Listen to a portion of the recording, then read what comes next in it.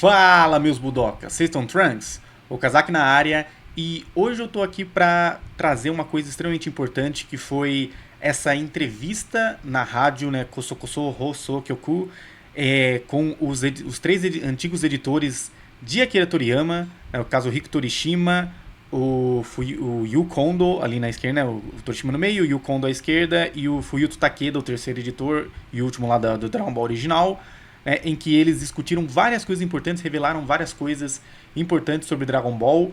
E eu vou pegar aqui então da thread do Enomis Venix, né, arroba Venixis, sei lá como fala exatamente, que ele fez uma tradução gigantesca sobre isso. Então o vídeo pode ficar um pouco longo, eu vou ter que fazer uma tradução, né, rápida ali, automática, né, ao vivo aqui, não exatamente ao vivo, né, sobre tudo isso, vou tentar acrescentar mais coisas, mais informações de bastidores que eu possuo a tudo isso. Então bora lá que tem várias coisas importantes, como revelações, né, de que o Toriyama queria terminar na saga Cell, as mudanças que ele fez na saga Buu e várias outras coisas legais. Então fiquem aí, reservem um tempo para acompanharem esse longo vídeo e bora lá.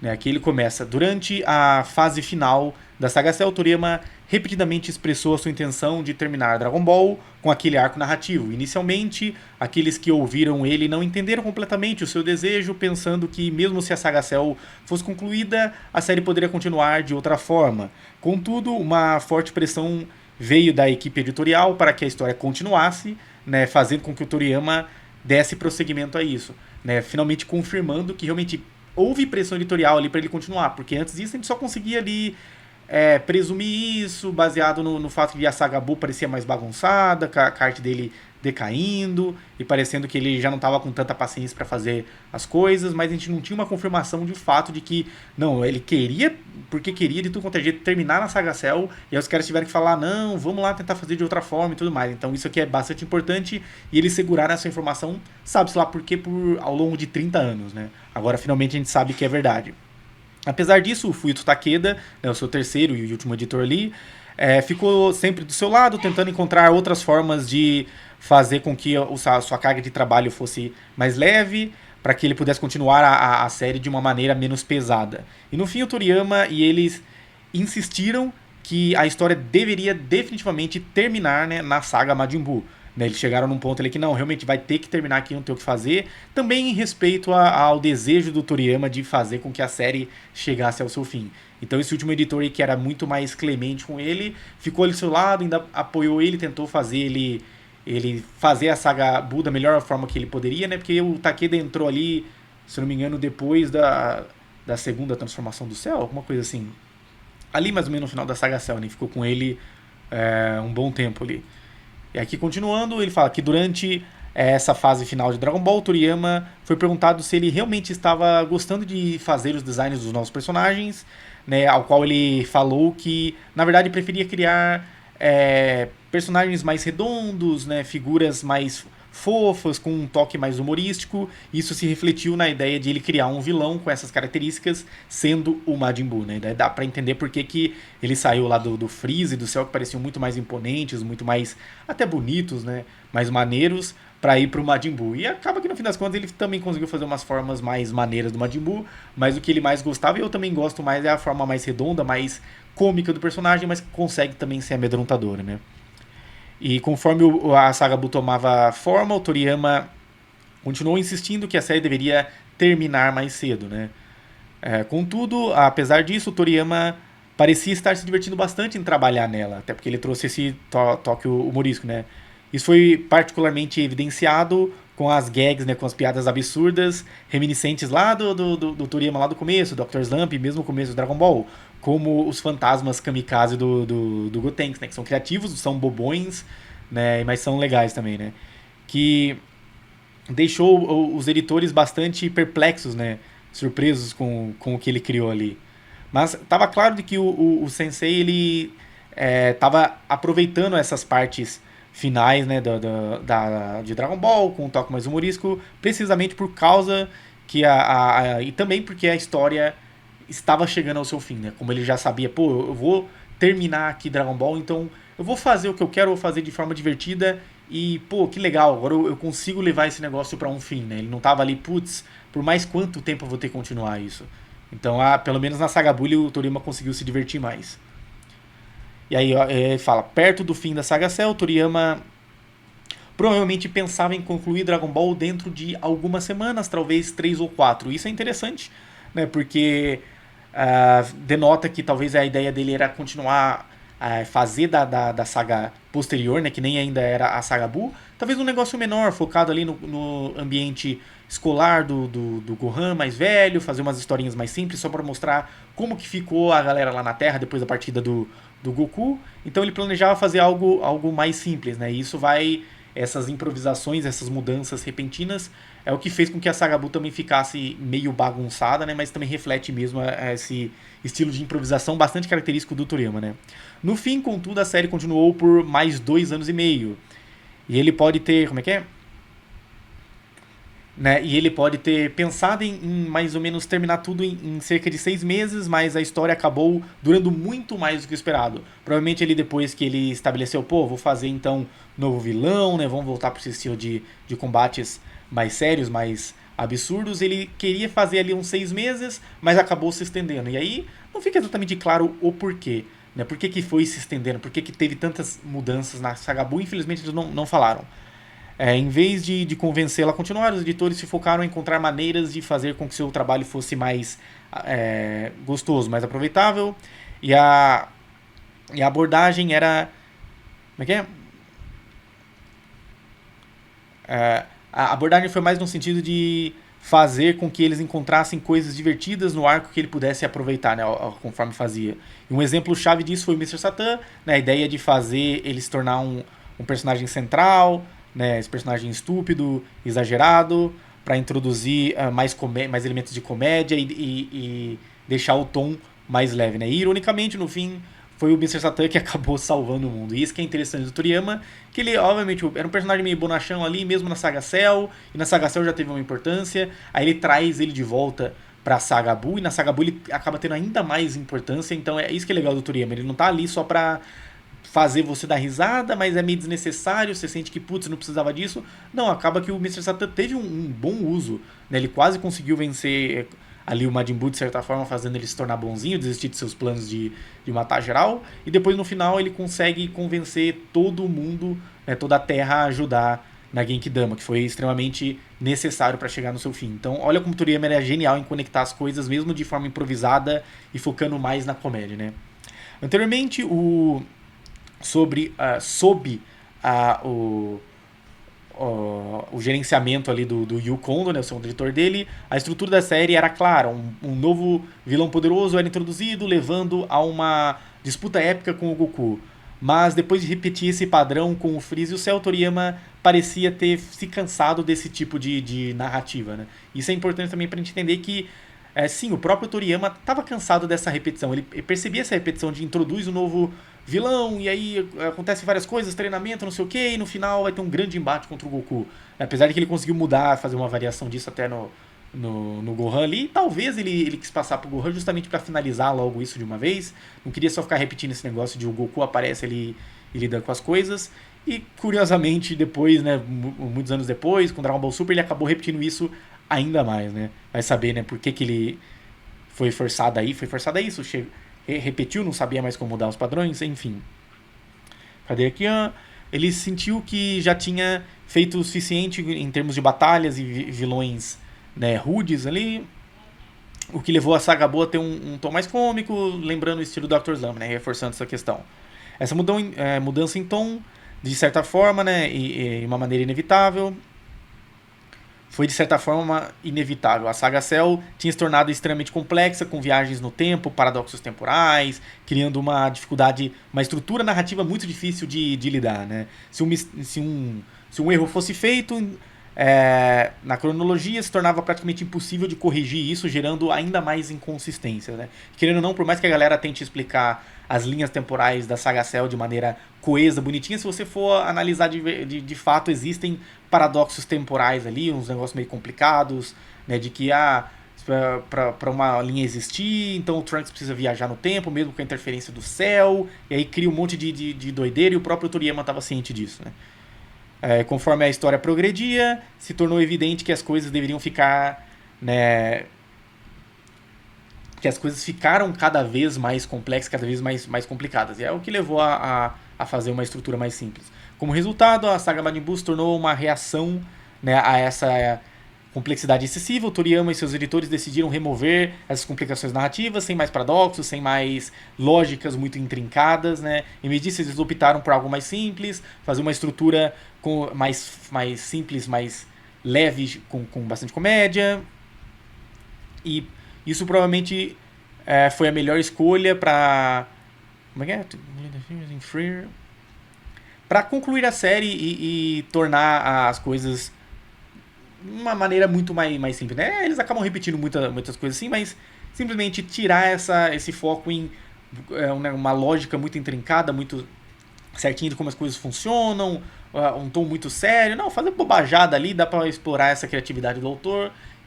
Mas, querendo ou não, isso faz com que a saga Buu seja meio bagunçada, né? Toda hora ela acaba mudando ali o foco. Uma hora tá muito sério, tá muito pesado, outra hora tá meio leve, tá bobo, os poderes não fazem sentido. Mas é o estilo que o Toriyama gostava mais de brincar ali e ficar improvisando semanalmente, né?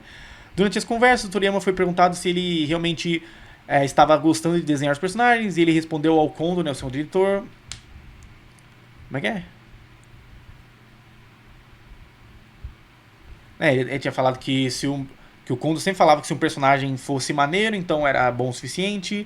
Em um certo ponto, a discussão mudou para o Freeza, né? E aí o Toriyama revelou que, na verdade, ele foi forçado a fazer esse personagem, né? Ele teve que forçar esse personagem que o Toriyama não gostava muito de criar, mas ele teve que incluir, né?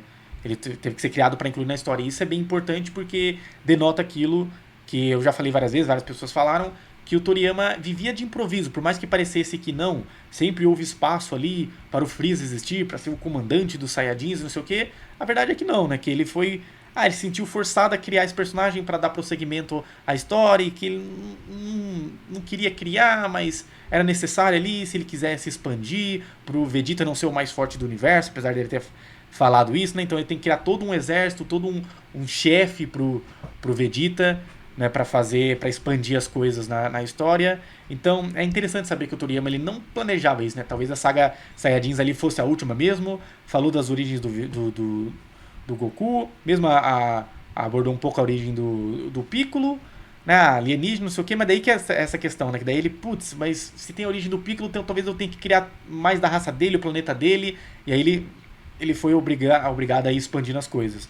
Mas talvez a ideia fosse realmente terminar ali na saga Saiyajins, apesar de que a própria Saiyajin já parece uma improvisação de um final que parecia mais redondinho ali no Dragon Ball Clássico, no 23º torneio. Então é bem provável que o Toriyama também tenha sido forçado ali a continuar com isso. O que mais que vamos ver? Contudo, quando a história passa por essas mudanças súbitas, como o Toriyama querer mudar para um outro oponente, porque ele já não queria mais desenhar o Freeza, a estrutura da narrativa pode se tornar bastante complicada e caótica, né? Isso é interessante também, né? O Toriyama se cansando do Freeza, né? Querendo fazer outra abordagem, levando a próximas sagas, mas como mudar isso, né? Sem afetar drasticamente a narrativa, né? Toriyama vivia realmente de improvisos. Vamos continuar aqui. No fim, o Toriyama ele sempre encontra uma forma de mover, né? A mente dele sempre encontrava uma forma de mover a história adiante. Quando reorganizando a narrativa, pode parecer que as ideias vinham dele ou de outra pessoa, mas na realidade era apenas um processo de simplificação e ajustar as coisas como o Yu Kondo sugeriu.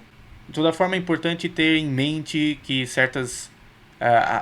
como funcionam certas mudanças narrativas. Muitas vezes foi dito que o Yu Kondo ele cortou totalmente a ideia lá do céu, falando que ele era inútil, mas na realidade as coisas não foram dessa forma. Na verdade, não é que ele rejeitou totalmente, sim que ele criticou, né, eles estavam reforçando isso, que ele criticou o design do personagem, porque inicialmente a sua aparência era muito parecida a de uma cigarra, né, um inseto desse tipo. E aí o Kondo falou que ele não parece um personagem muito maneiro. Contudo, quando o personagem tomou uma forma mais humanoide, né, o julgamento mudou para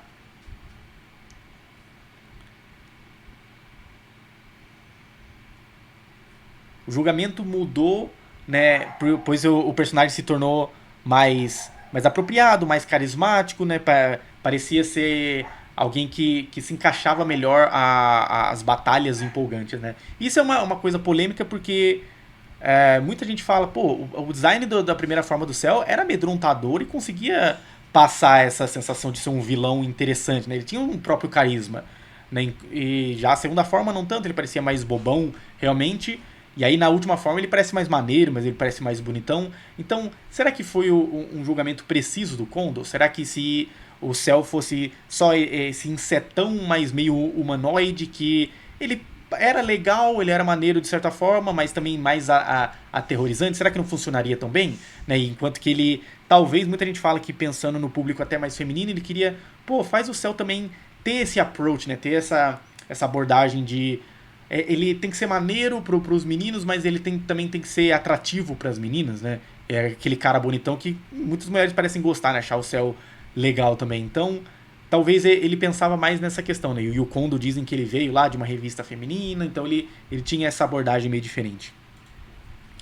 Agora aqui, ó, a ideia de que um antagonista fosse muito monstruoso não iria engajar a audiência como alguém de aparência mais humana, né? Essa observação foi baseada na experiência de experiência direta com Dragon Ball, isso é interessante, né? Dar um complemento. Por exemplo, durante a transformação do Ozaru, inicialmente o pessoal acreditava que uma batalha de um macaco gigante contra um macaco gigante poderia deixar os leitores empolgados, mas na realidade as pesquisas de popularidade reforçavam que no fim das contas não era exatamente isso, né? Elas deram uma decaída.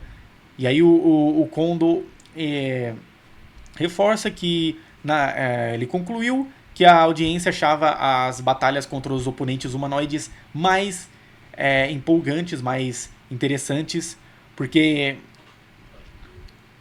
criavam uma maior tensão, né? É curioso, né, de pensar nisso.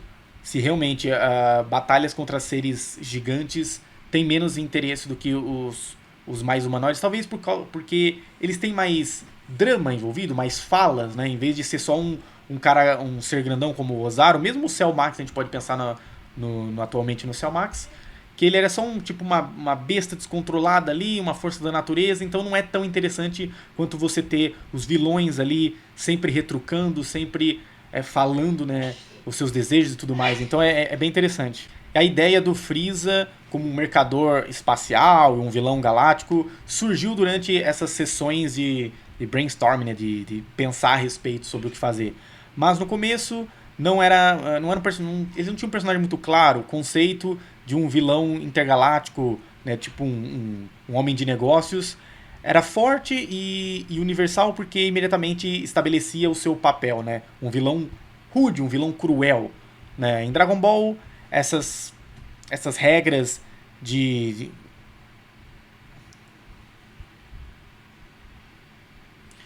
em Dragon Ball, essas regras mais simples funcionam melhor, né? Os bonzinhos são bonzinhos, os malzinhos são malzinhos. O Toriyama nunca foi inclinado a criar plots muito complexos, né? Com muito interconectados, né? Com twists muito elaborados. Em vez disso, ele preferia jogar dicas aqui e ali sobre o desenvolvimento, né? Em vez, em vez disso, ele preferia jogar dicas aqui e ali, né, em vez de desenvolver passados muito complexos.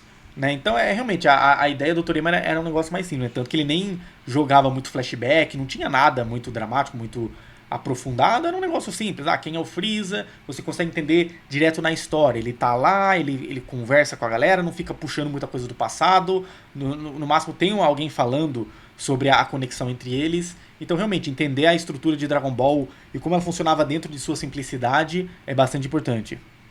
Seu estilo de narrativa é bastante simples e direta, focado numa audiência jovem, que é uma coisa importante também, né? Falar que a Dragon Ball nunca foi pensado para ser adulto, né, para ser complexo, para ser muito violento. Não, o Toriyama sempre fez pensando nas crianças. Um negócio simples ali para ser divertido, né? E dentro disso estava a genialidade dele. Sem flashbacks excessivos ou mistérios muito duradouros e tudo mais. Quando a história precisava de uma mudança, de uma reviravolta, ele introduzia umas novas ideias subitamente. Por exemplo, a revelação de que o Goku era um Saiyajin não foi o resultado de um plano elaborado, mas sim de uma necessidade narrativa. Quando a história chegava num certo limite ali, né, o Toriyama rapidamente encontrava uma solução, né, bem importante, mas também algo já muito falado. Esse método levava a surpresas inesperadas, como a destruição de Namekusei, né, em um certo... nesse ponto, um problema apareceu. Se o planeta se fosse, então as esferas também teriam que ir, mas a solução veio imediatamente com a introdução de um outro Namekusei-jin que pudesse recriar elas, né? Então o Toriyama ele tá sempre, putz, o que eu faço agora, né? Se eu quero fazer isso, leva tal coisa, eu invento aqui um negócio aqui rapidão, agora ele pode criar novas esferas, então não tem problema, né? Um novo Kami-sama e pá, e acabou, né? Essa espontaneidade definia todo o processo criativo. Não tinha um planejamento de longo prazo. Toriyama e seus editores iriam decidir a direção geral, então desenvolver a história semana após semana. Mesmo a ideia de definir parte da história no espaço surgiu, né, espontaneamente. Se o Goku era um alienígena, então faria sentido explorar novos planetas, né? Elementos icônicos como a cauda do Goku não eram originalmente parte da sua herança Saiyajin, mas foram conectadas a isso conforme a história precisava, né? Essa abordagem também influenciou a estrutura dos torneios de artes marciais. Tô certo aqui? Ele subiu tudo. Não, ele subiu, né? Aqui, ó. Uma configuração típica, os oponentes, os lutadores mais fortes iriam se enfrentar no final, mas em Dragon Ball os duelos decisivos poderiam acontecer no primeiro round, né? Isso várias vezes deixava os editores confusos, pensando o que vai acontecer depois. E a Toriyama, fiel à sua filosofia, iria simplesmente responder que se eu colocar a luta mais épica no começo, depois eu vou pensar no que fazer depois. A sua prioridade era surpreender os leitores, criando algo inesperado e não pensar muito sobre as consequências a longo prazo, né? Isso é curioso de se pensar porque eles falaram isso, mas eu não consigo pensar exatamente em muitas questões desse tipo, porque a estrutura dos 3 torneios lá, os 3 Tenkaichi Budokai, porque o da Sagabu, né, e mesmo do original não tinha muito isso, né? Não sei exatamente o que eles pensaram, porque realmente as lutas mais épicas acabavam ficando pro final, né? O Toriyama dava um jeito ali de forçar certas coisas pra empurrar isso pro final. No máximo, às vezes tinha Goku e Kuririn antes, todo mundo queria ver essa luta, mas ele fazia com que a luta mais importante, sei lá, contra o Tenshinhan fosse no final, contra o Jack Chun, o Mestre Kami, mesmo a luta contra o Piccolo. Então eu não entendi exatamente esse ponto deles. Se eles estavam pensando, tipo, Goku e Yubi, ou Goku e Vegeta iria acontecer mais cedo no 25º torneio, mas aí foi interrompido. Então eu não entendi exatamente esse o ponto. Mas, de fato, a preocupação do Toriyama era mais em surpreender os leitores, né? E ele fala em algumas outras entrevistas que a galera pedia, putz, faça o Goku vencer no torneio, né? E aí ele ia lá e, não, eu quero fazer um negócio surpreendente, então ele vai perder, né? A galera queria o Goku vencendo e ele deu uma bela enrolada por anos e anos até o Goku vencer. Essa habilidade de subverter expectativas e fazer soluções imprevisíveis, né, na sua narrativa, tornava a sua narrativa refrescante e imprevisível. O seu objetivo não era construir uma estrutura perfeita, né, mas sim surpreender e entreter as pessoas, sempre deixando os leitores ávidos por querer ver o que aconteceria a seguir. Isso é verdade, né? Não dá pra negar. Agora, continuando, durante a saga Buu, existiu um momento em que o Toriyama decidiu experimentar algo diferente, os capítulos escolares, né, focados no Gohan no colégio, e assim como o Grande Saiyaman. A ideia era tentar criar uma história mais leve com o Gohan, tentando esconder a sua identidade, né, enquanto experienciava aventuras pequenas do dia a dia. Contudo, depois de algumas semanas, o Toriyama ficou cansado disso e abruptamente abandonou essa ideia. E olha aí, é uma informação importante, né? Ou seja, não foi pressão editorial que foi tipo, a Dragon Ball tá com uma historinha muito chata, muito sem graça, então bora voltar pra estrutura das batalhas épicas. Não, o próprio Toriyama, putz, achei que seria legal fazer esse arco cotidiano do Gohan, mas agora tô achando meio sem graça, então eu vou mudar ali do nada. É legal, é importante saber que não foi essa pressão. Como muitas vezes acontecia, se algo se tornava complicado, estimulante, ele simplesmente deixaria de lado sem hesitação. Né? E a configuração da escola requeria que ele criasse muitas cenas lotadas de personagens, com vários personagens de fundo, né? Algo que ele achou tedioso e que levava muito tempo para desenhar. Então isso fez com que ele, vamos fazer aquelas batalhas lá naquelas montanhas, um negócio mais simples, que ele já estava acostumado. Né? Então tem essa questão também do Toriyama, né? Às vezes ele queria fazer algo diferente, mas se dava muito trabalho, ele, deixa quieto isso aí, né? Porque vale dizer, né? O Toriyama, ele gostava até de fazer mangás, mas a grande paixão dele eram outras coisas, né? Andar de moto, montar os seus modelos de plástico, né? Assistir os filmes, né? Viajar mesmo, passar um tempo com a família, em vez de, ficar lá horas e horas e horas desenhando a parada, né? O Toriyama, ele não tinha essa vibe, mas ele também conseguia aproveitar Dragon Ball e entregar coisas incríveis da sua própria forma.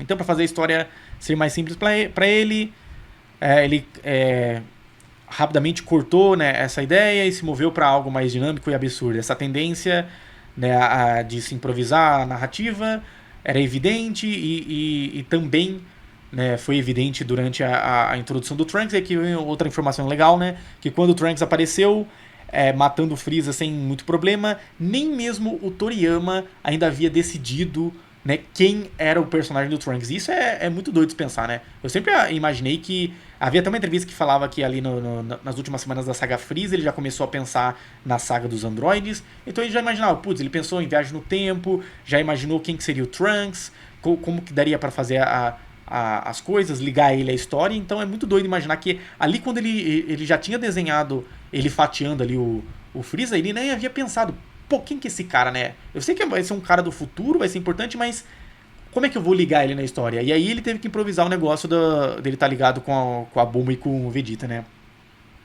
Aí ele fala, não havia um grande planejamento sobre ele ser o filho do Vegeta, foi apenas depois que ele fez essa conexão e declarou que, então, beleza, a Bulma se casou com o Vegeta. E para os editores isso foi particularmente chocante, né, já que até aquele ponto a Bulma não havia demonstrado nenhum interesse no Vegeta. No máximo ali havia chamado ele para morar na sua casa também, já que ele não teria moradia, o que já era meio estranho, né, o cara meio psicopata ali, né, ainda era meio vilão, e aí do nada, então beleza, você não tem onde morar, então vem morar aqui na Capsule Corporation, né, na Corporação Cápsula, e aí ficou morando ali junto com o Yantia, e aí ela parecia ainda tá meio junto com o Yantia, tanto que o Yantia leva ela voando no colo até o local lá, pra ver a luta e tudo mais. Apesar que tem uma parte que ela chega de nave, né. Enfim, se eu não tô lembrando errado, ainda parecia que ele tinha muito mais, ela tinha muito mais conexão com o Yantia. E aí, depois do nada, ele, vou forçar aqui que vai passar, pelo menos, né, jogou um time skip ali de 3 anos, em 3 anos muita coisa pode acontecer, né, nesse tempo aí, eles acabaram tendo essa relação, teve um filho, mas vai lembrar que eles não se casaram, né, ele fala, Bulma marries Vegeta, mas, sei lá, ficou junto, teve um filho, mas eles não eram casados, né, foi só uma relação ali pela solidão dos dois personagens que acabou unindo eles, e o Toriyama não quis explicar nada disso, né. Eles até sugeriram que isso devia ser explicado, e o Toriyama, não tô a fim de fazer, né? Mais ou menos ali rolou alguma coisa entre eles, e essa filosofia de não explicar as coisas demais, introduzir ideias subitamente,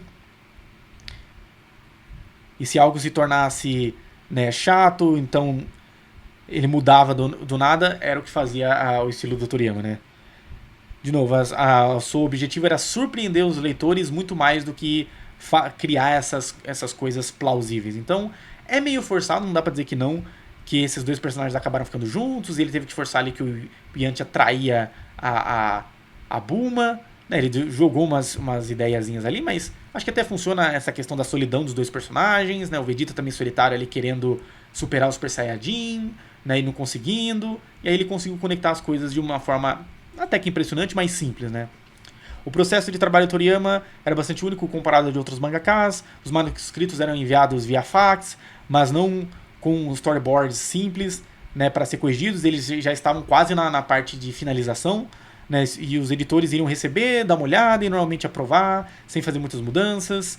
E se eles perguntassem o que iria acontecer no próximo capítulo, a resposta do Toriyama era, quem sabe, né? A gente vai ver isso semana que vem.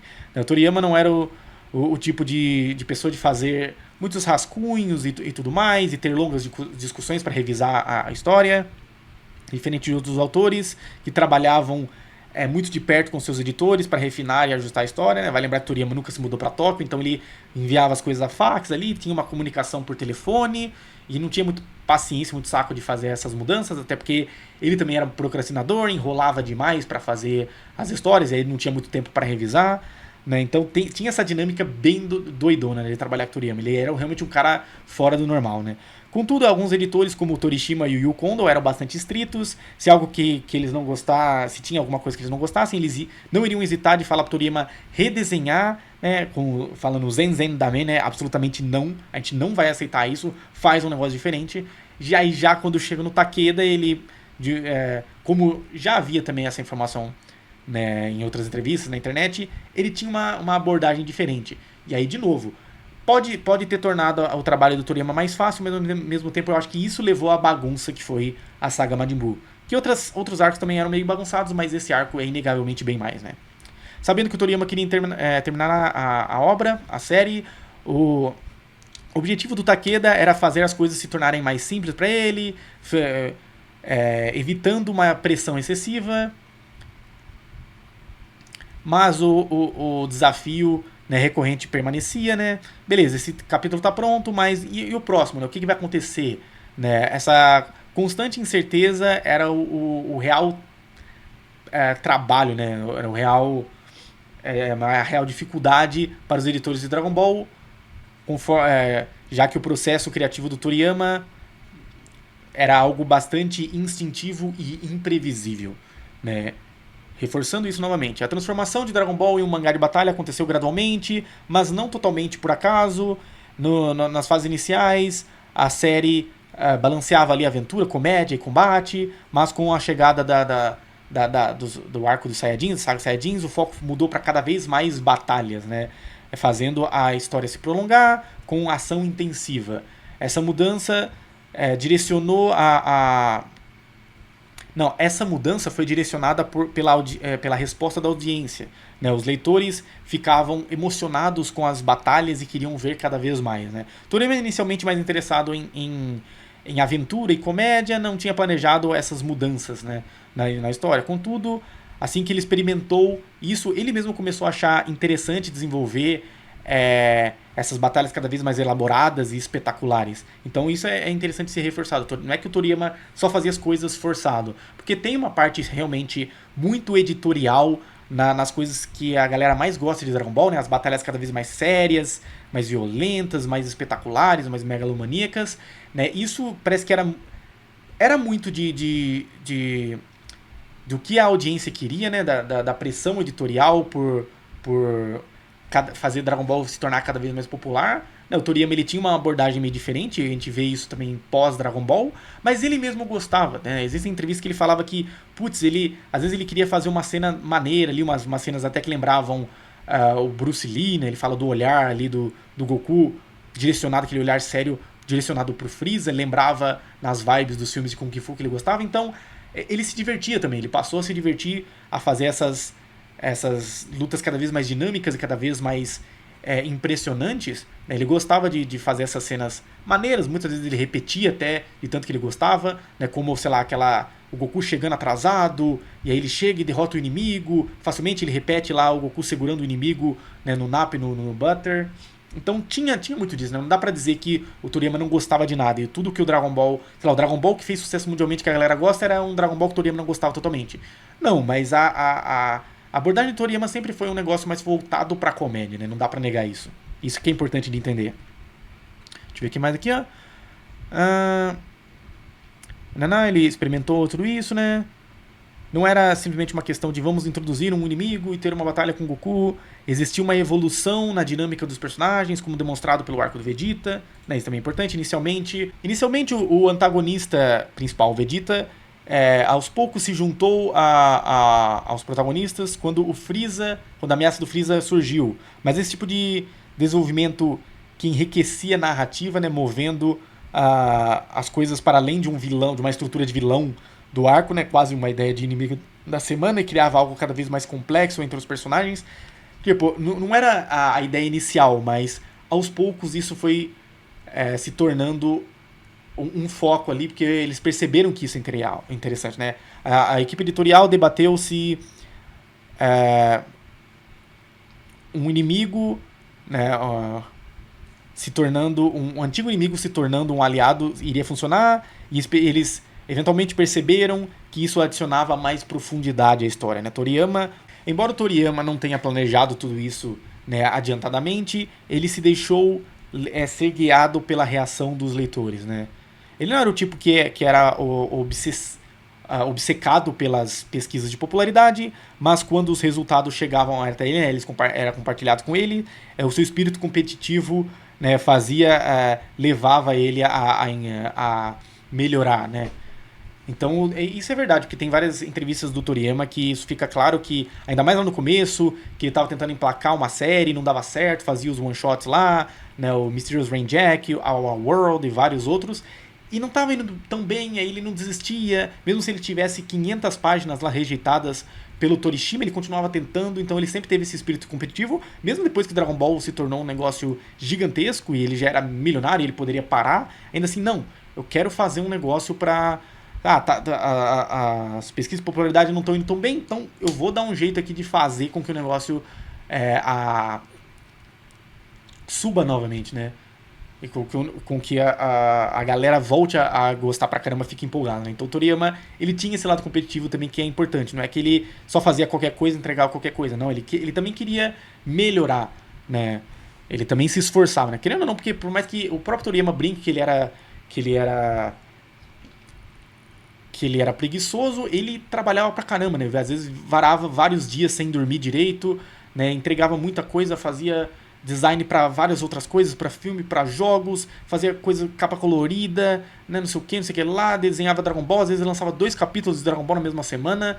Então, o cara era um monstro também, né? Era uma máquina trabalhando, não dá pra negar isso, mas talvez ele... Isso que é bizarro, né? Ele era tão genial que talvez ele pudesse entregar ainda mais se ele não desse umas enroladas com outras coisas ali e focasse mais na história, em vez de, sei lá, tô sem ideia aqui, eu vou improvisar um negócio qualquer, né? É meio doido de pensar nisso. Então, o Toriyama realmente tinha uma natureza competitiva, né? O Makerugirai, né? Ele odiava desistir, e esse aspecto do seu caráter fez com que ele criasse, forçou ele a criar cada vez mais cenas de batalhas impressionantes, né? Nunca aceitando diminuir, né? Cair, deixar as coisas caírem. Enfim, vamos aqui. Então, por mais que Dragon Ball não fosse exatamente um mangá que ele tinha originalmente sonhado em desenhar, assim que ele abraçou essa direção, né, que ele entrou nessa vibe, ele deu o seu máximo para fazer o melhor que ele poderia, né? Por cerca de 10 anos, quando a ideia de fazer algo novo com Dragon Ball... Quer dizer, depois de 10 anos, quando a ideia de fazer algo novo com Dragon Ball foi proposta a ele, o Toriyama respondeu com um pouco de entusiasmo, dizendo que não achava mais interessante, e ele não se sentiu obrigado a continuar, mas a motivação que ele tinha, né, que conduzia ele, no passado não existia mais. Mesmo em uma entrevista, em tributo na rádio, ele admitiu que não sentia mais empolgação como antes. Sim, ele ainda gostava de trabalhar em certos personagens, mas sei lá,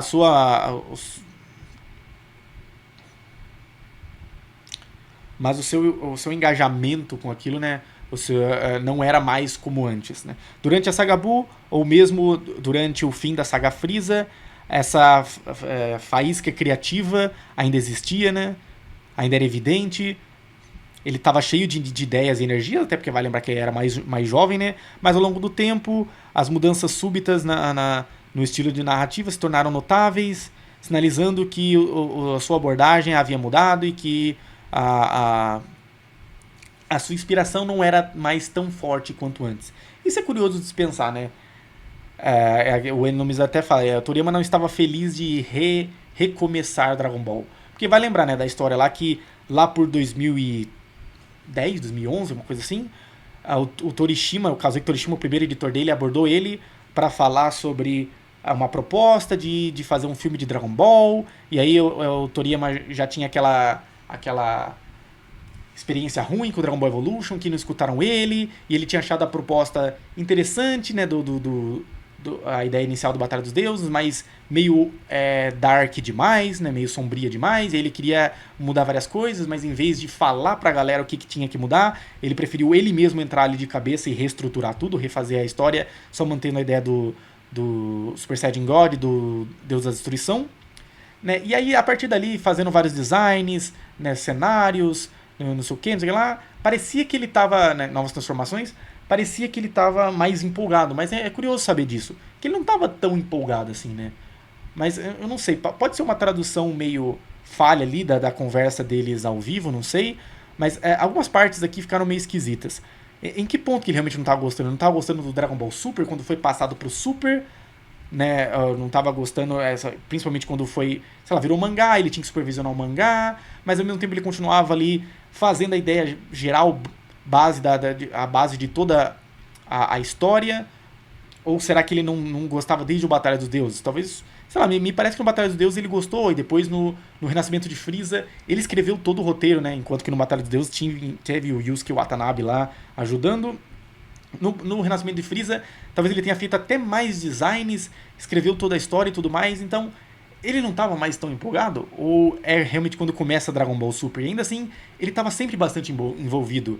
Então talvez ele não tivesse a mesma empolgação de antes, até por isso que ele aceitou lá o Toyotaro desenhando o mangá pra ele. Mas tudo bem, né? O cara mais velho, né? Já não tinha o mesmo pique da era de ouro, né? Dos anos 80 e 90. Tudo bem, mas ainda assim não dá pra negar que o Toriyama, ele esteve sim muito envolvido em Dragon Ball Super. Né, ele estava fazendo bastante, mesmo em Dragon Ball Daima recentemente, pô, o cara entrou de cabeça ali num projeto que começou com a Toei, e ele falou que ele se envolveu mais do que nunca, né, ele estava vendo até cortes de animação, fez um monte de design, visão de mundo, então, sei lá, foi no começo que ele não estava muito empolgado, depois ele se empolgou, aqui fica meio esquisito, né, mas vamos continuar aqui, ó. Durante a saga Buu, ou mesmo... Mas vamos passar aqui para o próximo.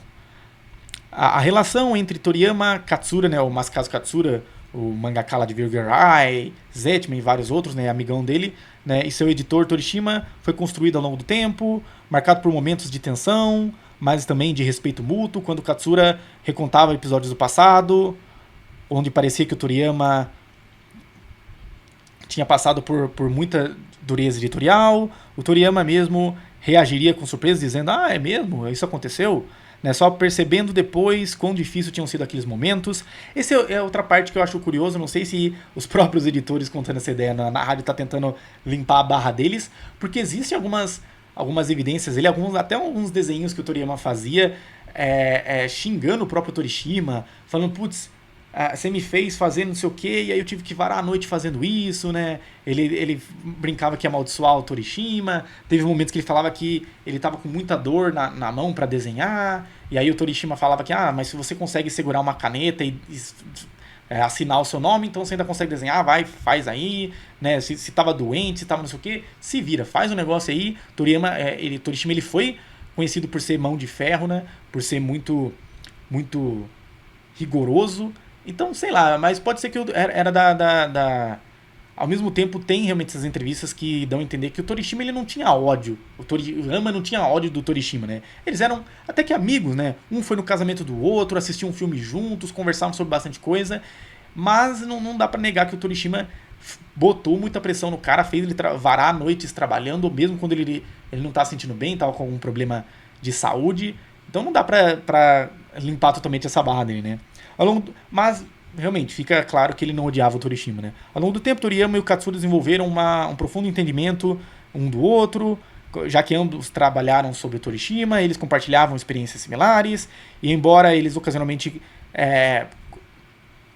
reclamassem, né, sobre as decisões, era mais eles lembrando umas anedotas do que realmente guardando ressentimento e falando mal do cara, né? De fato, né, é,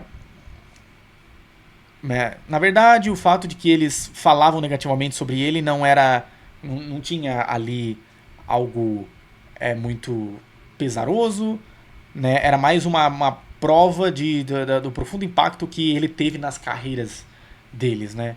Então é isso, né? Não sei se é ele tentando limpar a barra ali um pouquinho, mas de fato o Toriyama não odiava, o Toriyama e mesmo o Katsura não odiava o Torishima, até porque na cultura japonesa eles têm muita questão de respeito ao mais velho, a quem ensinou as coisas a eles, e eles têm essa cultura de algo mais pesado mesmo, né? De ser mais estrito, de ser mais rigoroso. Então eles também tinham respeito pelo cara, eles aprenderam muito com o Torishima, né? Isso vale ficar claro, mas o Torishima também, eu acho que hoje em dia ele jamais faria o que ele fez antigamente, né? Porque ele pegava muito pesado também, né? Ele até passava um pouco do ponto. Essa dinâmica era clara, quanto mais eles discutiam sobre as direções absurdas, mais se tornava evidente que o Torishima tinha deixado uma profunda um profundo impacto na carreira artística deles. Era um tipo de afeição disfarçada de crítica, né? Uma forma de reconhecer a importância sem admitir isso abertamente, né? Tem essa questão também de serem muito fechados para falarem de verdade, putz, a gente realmente gosta pra caramba de você, né? Tem muito também disso na cultura japonesa, mesmo atualmente, né? Mas eles andam mudando bastante disso. No fim das contas, depois de tudo, não existia algo muito estressante, né? No fim das contas, não existia algo muito estressantes ou críticas verdadeiras, né? E sim muito mais uma confiança de longo prazo, né? Katsura e o Toriyama, apesar dos momentos de frustração, jamais iriam, né, falar mal, né, do papel crucial que o Torishima teve nas suas carreiras, né? Desdenhar disso. Ao contrário, o fato de que eles falavam sobre ele tantas vezes era uma prova de quanto eles respeitavam e apreciavam o cara, né? Reforçando isso. Aí no departamento editorial da Jump, eles tentavam sincronizar, né? Aqui é outra historinha, eles tentavam sincronizar a serialização semanal do mangá com o lançamento dos volumes encadernados, o anime, o merchandising, né? Os videogames e tudo mais, e a cada semana havia reuniões com as companhias como Bandai, os desenvolvedores de jogos, que perguntavam a eles os planos de lançamentos, né, para eles planejarem os lançamentos para casar com os momentos-chave da obra. Contudo, o Toriyama não trabalhava com um cronograma fixo, muitas vezes respondia com um vago: eu não sei, né, eu ainda não me decidi exatamente dos detalhes ainda do que vai acontecer, né? E eles brincam com isso. Isso fez a coordenação se tornar muito difícil, porque ele subitamente poderia fazer uma mudança na direção da história, e aí o anime, a parte de marketing, merchandising e os planos dos jogos, né, dos videogames, tinha que ser ajustado na pressa, né, correndo. E algumas vezes eles entravam em pânico pensando: putz, o que a gente faz agora, né? Mesmo com as capas dos volumes, né, os tankobons, e o conteúdo, mesmo a capa, né, influenciava na estratégia de marketing, de merchandising das coisas. Isso é curioso, né? Que, putz, se o cara vai fazer uma ilustração para a capa ali, a gente já pode transformar isso em algum produto, em alguma coisa assim. E aí estava definido tal coisa, o Toriyama mudava: não, eu vou querer desenhar um carrinho, né? Tem muito dessa brincadeira que o Toriyama adorava tanto desenhar os maquinários, né? As máquinas, os carros, que é um volume importante da Saga Cell ali, que você tem que bater o olho na capa e saber qual que é aquele momento da Saga Cell, e ele desenhava o Mestre Kami numa motinha, não, o Goku ali num carrinho, não dava pra você bater o olho e saber o que era isso, né? Então essa imprevisibilidade do Toriyama era curiosa, mas ferrava eles também um pouco, né? Por exemplo, se um certo personagem fosse escolhido para capa, a Bandai planejava lançar uma figure, né, um bonequinho baseado nele, mas o Toriyama subitamente mudava sua mente sobre esse personagem, né? E aí o lançamento completo, né? O cronograma de lançamento mudava, tinha que mudar do nada, né? Coordenar a serialização semanal, o anime, os volumes, merchandising e tudo mais, era uma tarefa quase impossível. Dragon Ball era tão popular que, que pedidos para colaborações e novos produtos continuavam se empilhando. Né? Várias vezes os editores se perguntavam se eles ainda trabalhavam como editores ou se eles tinham se tornado tipo planejadores, né, de videogame, né? A galera que ia planejar como é que funcionava várias coisas. Eles estavam em um cargo além até de só editores, né? Como o Dragon Ball era gigantesco, eles tinham que coordenar várias coisas diferentes, né? Várias vertentes.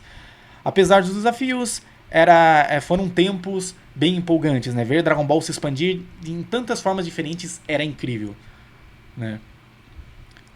Agora chegando quase no final, ocasionalmente, dependendo das necessidades da Bandai, havia discussões sobre se um personagem em particular deveria ganhar mais tempo de tela ou, ao contrário, se eles deveriam atrasar a aparição desse personagem para evitar spoilers, né?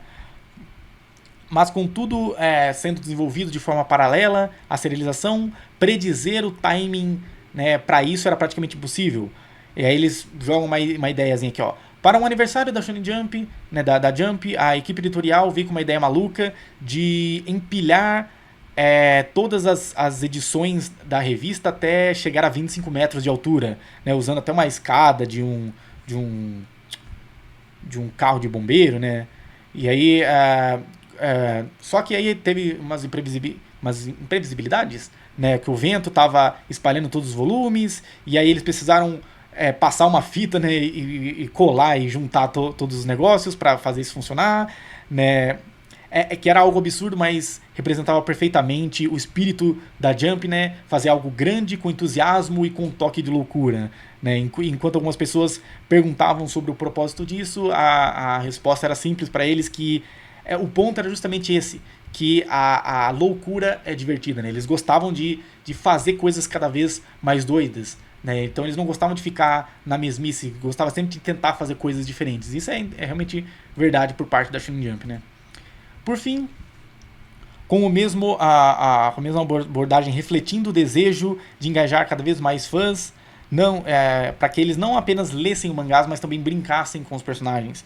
A equipe editorial gastou muitas reuniões pensando em como pensando no que os fãs gostavam, né, as crianças gostavam além de mangá, né? E dessas discussões eles chegaram à ideia dos cards colecionáveis, os Care 10, né, que se mantém até hoje, né? Tipo, Care 10 não sei se exatamente sai mais, mas tem os cards colecionáveis dos jogos e tudo mais, e também os videogames, né? Foi nessa época que... Vale lembrar que essa época também dos anos 90 tava tendo um boom dos videogames, e aí eles decidiram fazer tudo, né? Se for parar pra pensar, talvez Dragon Ball, talvez antes de One Piece, mas não sei se ainda até mais que One Piece, era a propriedade intelectual ali da Jump, em que eles mais criavam coisas, né? Eles estavam sempre fazendo eventos, eles estavam sempre criando novos videogames, né? Conforme a tecnologia dos videogames evoluía, e Dragon Ball sempre tendo mais e mais videogames, talvez seja o anime que mais tem jogos de videogames até hoje, explorando arcades, explorando cartinhas, explorando figures, explorando de tudo, né? Eles faziam o máximo para explorar tudo que as crianças poderiam gostar, né? E o objetivo era tornar a experiência com a Jump em algo cada vez mais interativo e divertido, expandindo o mundo dos personagens além das páginas da revista, né? E aqui a gente termina, então, essa tradução acho que do mais importante dessa entrevista na rádio, né? E me digam o que vocês acharam. Eu acho que teve muita coisa importante, teve revelações bombásticas lá, de coisas guardadas há 30 anos, mas também é uma entrevista que ajuda, né? Que reforça bastante essa questão da improvisação, né, da estrutura de improvisação do Toriyama na forma com que ele criava as suas narrativas. Isso é importante para entender que não, Dragon Ball não tem praticamente nada ali que foi pensado profundamente, mesmo se a galera que tenta conectar as coisas com o Jornada ao Oeste, e aí ele jogou esse elementozinho para resgatar 20 anos depois e não sei o que. É sempre improvisação, às vezes pode ter algumas coisas que funcionam, o Toriyama conseguia interligar certas coisas, fazer uma costura ali, putz, eu acho que dá pra reaproveitar essa ideia, então vamos trazer aqui e inventar uma desculpa qualquer, né? E ele tava sempre improvisando as coisas. Então, o legal de Dragon Ball, o charme de Dragon Ball é realmente a sua simplicidade e o quanto que a parte da improvisação surpreendia a galera, né? Em alguns outros momentos realmente pode não ter nada muito profundo, as coisas não se conectavam tão bem, tinha uns furos narrativos sim, mas era o jeitão do Toriyama, né? E isso era bem legal, né? O cara ele era genial justamente por isso, que ele ia improvisando ali semana após semana sem pensar muito nas coisas, né? Variando do humor dele, e ele conseguia criar coisas inovadoras, né? Para época revolucionárias, divertidas, maneiras, né? Criativas. Então é incrível, né? E é realmente uma pena como a gente perdeu essa figura bastante criativa, que querendo ou não, até recentemente ele tinha os seus toques criativos sim, mas ali nos anos 80 90 o ápice do Toriyama, de Dragon Ball, né, nada provavelmente vai chegar nesse nível, né, e a importância de Dragon Ball para os mangás no geral, mas principalmente para Jump, que também é a maior revista de todas, é inacreditável. Mas me digam aí o que vocês acharam, tiveram paciência para ver tudo até aqui, né? Fica aí de novo os créditos pro Venix, que traduziu tudo isso. Não sei se alguma hora a Kanzenshu vai fazer uma tradução completa disso, talvez eu faça também. Mas me digam o que vocês mais gostaram, verifiquem a inscrição no canal, o curtir, né? A galera do hype aí que vê pelo celular e tudo mais, ajudem no canal, né, nessa complicação dos strikes que a gente teve recentemente. E até a próxima, galera. Valeu!